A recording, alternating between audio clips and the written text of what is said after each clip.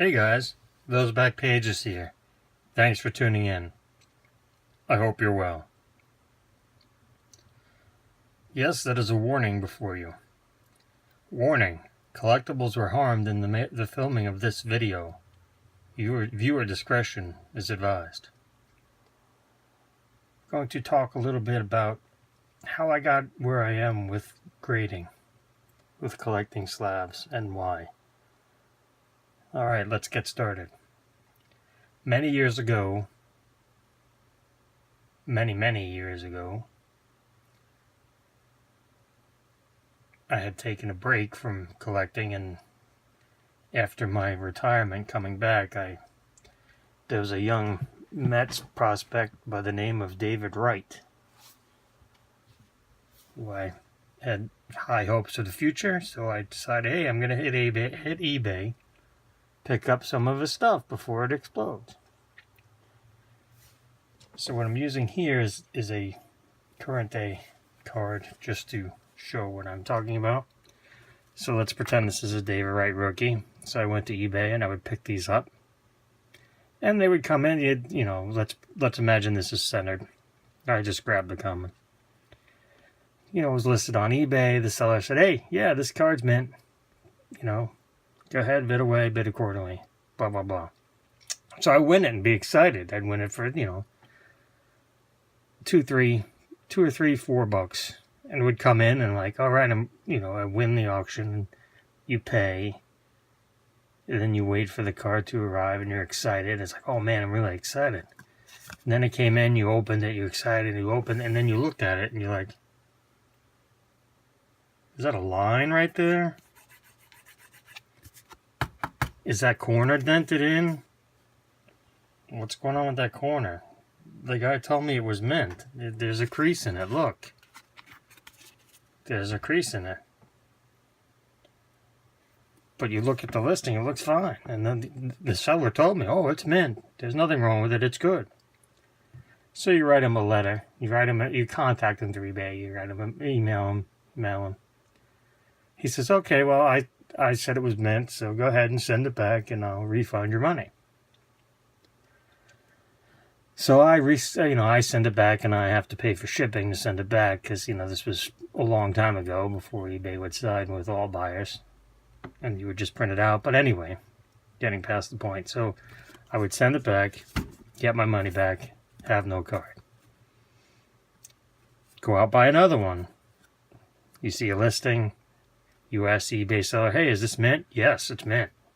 It's a beautiful card, blah, blah, blah. Would come in. And, there'd be a spot on the back. Send it back, blah, blah, blah. So, what is it? Wash, rinse, repeat. Sure enough, get frustrated. Start doing homework on graded cards and seeing, what graded cards are going for. And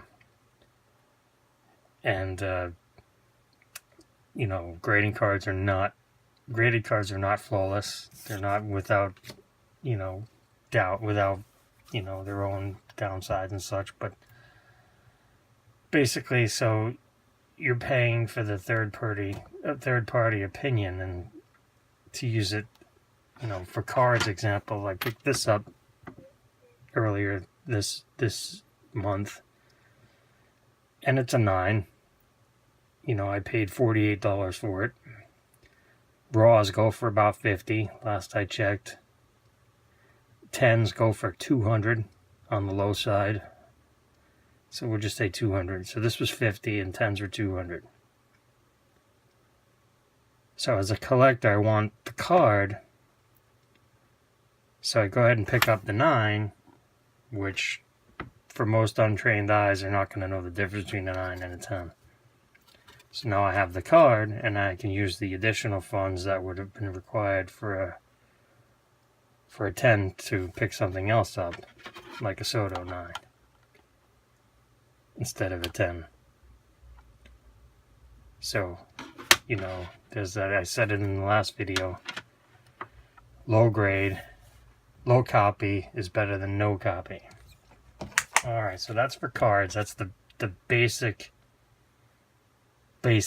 gist of it. I mean, there's more to it, but, you know, we don't want a 5 billion minute video.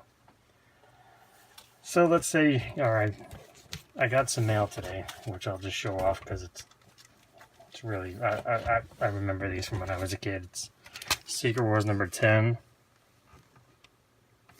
An absolutely amazing cover. Dr. Doom.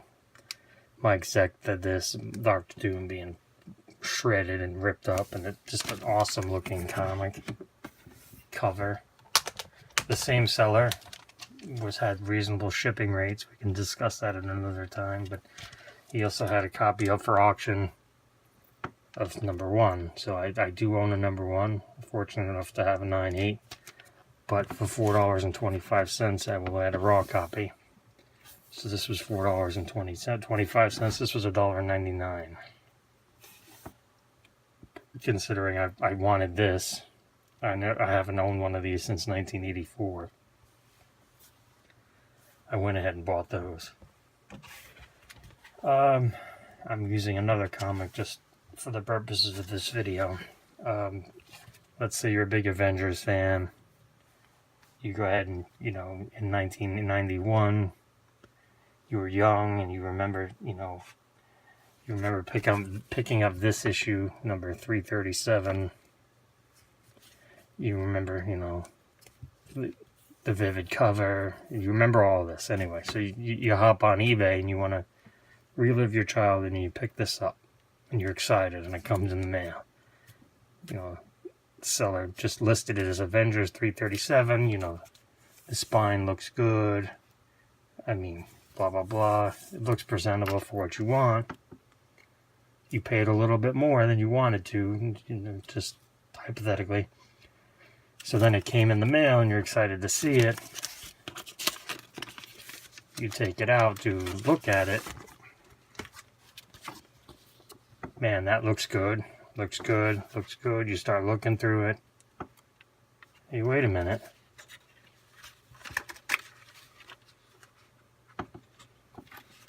Back in 1991, someone cut out the coupon for a glossy set offer that you could cut and send in. So someone cut that out, but the seller failed to mention that to you in the listing. So, you're upset, you keep looking, and then you look at the back, and oh, look. Someone filled out the checklist. Someone, was going to order these things, and they went ahead and marked up the issue. So other than that, it looks good. Now, the purpose of the grading company for comics is that, it would say, there would be different grades up here, it would say coupon removed. It would take a hit on the grade.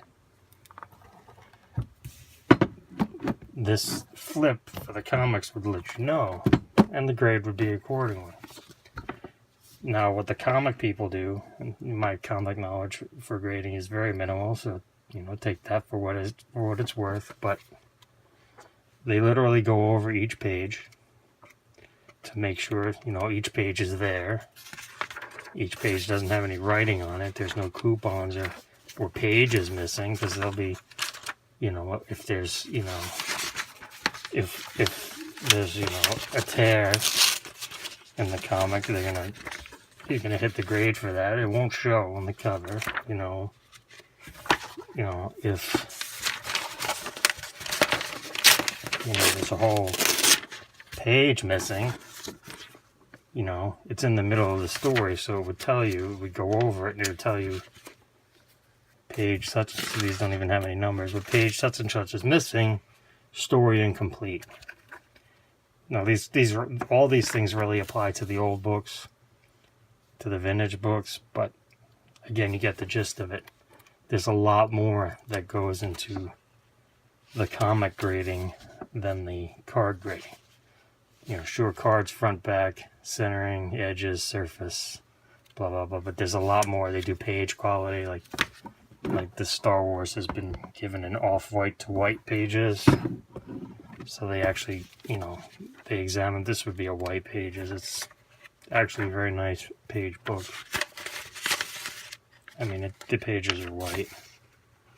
But I mean, sometimes the pages could be brittle, cream, off cream, tan. Lots of different aspects to grading the comics. But again, so if you're buying comics for, you know, any decent amount of money, depending on what one considers a lot of money, I consider $50 a lot of money. You would want to go graded because there's just too many factors with comics. Yeah, and it comes in this case. These new cases are amazingly sturdy. Really good job on those they did. Alrighty then. So again, like I these came in the mail today. I looked at them briefly. I didn't, overanalyze them. They were cheap. I really love the covers. As someone else had mentioned in one of my prior videos, that, man, the artwork on the covers is great, and that's what you remember from when you were a kid. So yeah, again, I want to thank you for tuning in. I hope you learned something. If I can be of assistance in any way, please let me know. I really appreciate it.